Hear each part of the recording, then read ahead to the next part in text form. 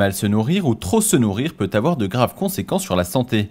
Près de 32% des Français sont en surpoids, 14,5% sont obèses, soit 6,5 millions de personnes, près de 2 fois plus qu'il y a 12 ans.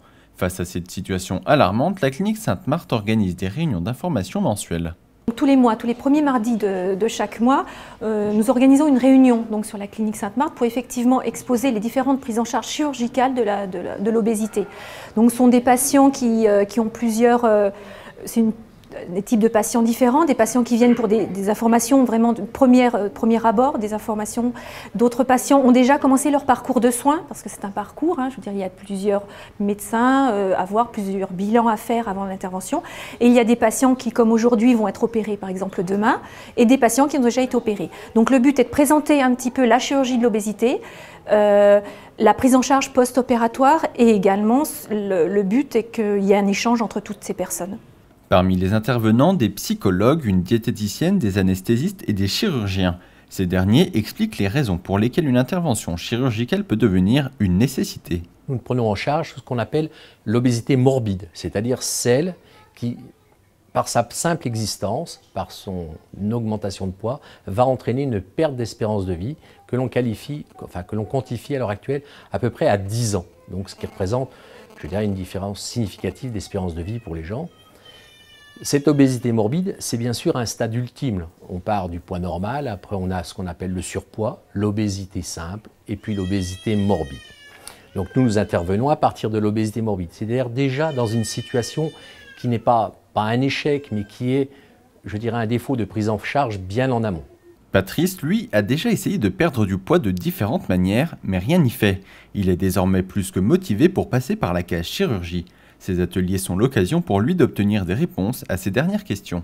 Je me fais opérer demain matin et pour poser des questions, malgré que j'ai déjà posé pas mal de questions à mon médecin, et je voulais avoir d'autres questions puis d'autres avis sur des personnes qui ont déjà subi ce genre d'intervention. C'est une sleeve, c'est-à-dire qu'il me obstrue une partie de l'estomac pour que je puisse manger moins. Parce que j'ai essayé plusieurs régimes, j'ai été voir des nutritionnistes, des régimes à la télé, et ça n'a rien fait. J'ai perdu et j'ai repris aussitôt pratiquement le double. Et là, vous avez confiance en votre corps? Là, voilà, là j'ai une confiance, et puis je suis arrivé à un stade où il faut que je perde du poids. Donc là, je suis motivé à 100%. Et surtout, la question principale qui m'a hanté, c'était surtout après avoir mangé, est-ce qu'une heure après ou 2 heures après, j'aurais toujours faim?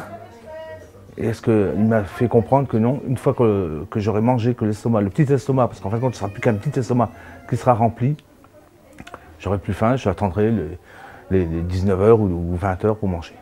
Au-delà de l'aspect esthétique, l'obésité peut causer de nombreuses pathologies graves, comme le diabète, des pathologies cardiovasculaires ou encore de l'hypertension artérielle.